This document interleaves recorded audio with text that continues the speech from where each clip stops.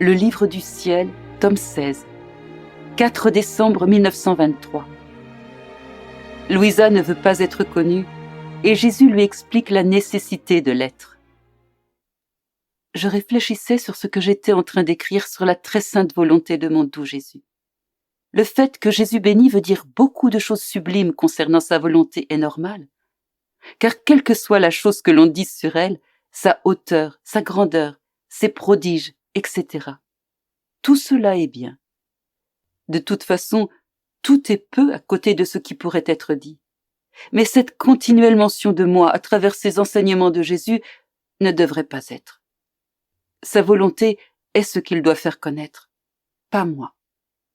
Ma pauvre personne ne devrait pas exister. Toute l'affaire est la sienne, pas la mienne. Pour moi, tout ce qui est mien, c'est la confusion provenant de ce qu'il dit de moi.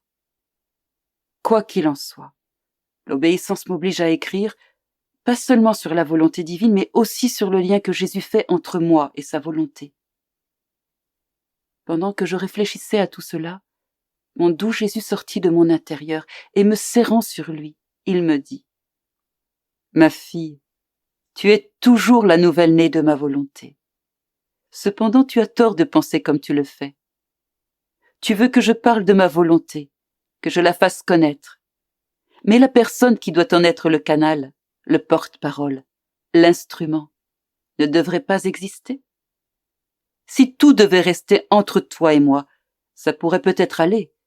Mais comme je veux que ma volonté ait son royaume, et un royaume n'est pas formé d'une seule personne, mais de beaucoup de gens, et de gens de différentes conditions, il est nécessaire que pas seulement ma volonté, mais les biens qu'elle comporte, la noblesse de ceux qui veulent vivre dans ce royaume, le bien, le bonheur, l'ordre, l'harmonie que chacun y possédera, soient connus. Il est aussi nécessaire que soit connue la personne que ma bonté a choisie pour être impliquée dans les débuts d'un si grand bien. T'impliquer dans mes enseignements sur ma volonté, t'élever au-dessus de toutes les choses de la création, ne signifie rien d'autre que de donner plus d'importance à ma volonté, de l'élever plus haut, de lui donner plus de poids. Plus un roi est bon, saint, riche et généreux, plus il aime ses sujets au point de sacrifier sa vie plutôt que de permettre que quelqu'un de son royaume soit touché. Plus son royaume est estimé, et plus monte chez tous le désir d'y vivre. Les gens font même la compétition pour avoir cette chance. De plus, le bon fonctionnement du royaume et son importance découlent de la connaissance du roi. En disant que tu ne veux pas être impliqué dans mes enseignements sur ma volonté, c'est comme si tu voulais un royaume sans roi, la science sans maître, la possession sans propriétaire. Qu'est-ce qui arriverait à ce royaume, à cette science, à cette possession ? Que de désordre et de ruine s'ensuivrait. Quant à moi, je ne sais pas faire des choses désordonnées. Au contraire, l'ordre est inhérent à ma divinité. Cela se serait produit pour la rédemption si ma chère maman n'avait pas voulu que l'on sache qu'elle était ma mère, qu'elle m'avait conçue dans son sein virginal, qu'elle m'avait nourrie de son lait. Ma venue sur la terre et la rédemption auraient été non crédibles et personne n'aurait été porté à croire et à profiter des biens de la rédemption.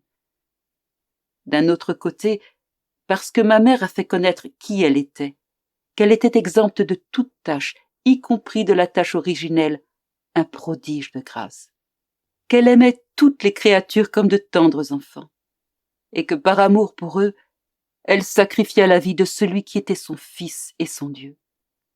La rédemption reçut plus d'importance, devint plus accessible à l'esprit humain et forma le royaume de la rédemption avec ses effets inestimables. Aussi, impliquant ma mère dans l'œuvre de la rédemption n'était rien d'autre que de donner plus d'importance au grand bien que j'étais venu apporter sur la terre. Devant être visible pour tous et revêtir la chair humaine, je devais utiliser une créature de la race humaine que je devais élever au-dessus de tout dans le but de mettre en œuvre mes grands desseins.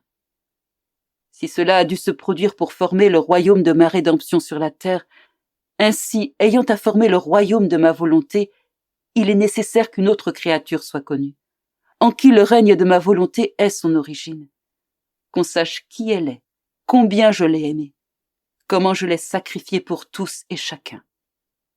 Bref, qu'on sache tout ce que ma volonté a déversé en elle. Cependant, même si tu es mêlé à tout cela, c'est toujours ma volonté qui s'affiche. Ce sont des chemins et des moyens pour la faire connaître qui sont mis de l'avant, de même que des attractions, des aiguillons, des lumières, des aimants pour attirer tout le monde à venir vivre dans le royaume du bonheur, de la grâce, de la paix et de l'amour. Par conséquent, laisse ton Jésus agir, lui qui t'aime beaucoup, qui ne veut pas t'affliger, et qui se préoccupe même de la manière avec laquelle il te mêle à tout cela. Ne pense qu'à continuer ton vol dans les espaces éternels de la suprême volonté.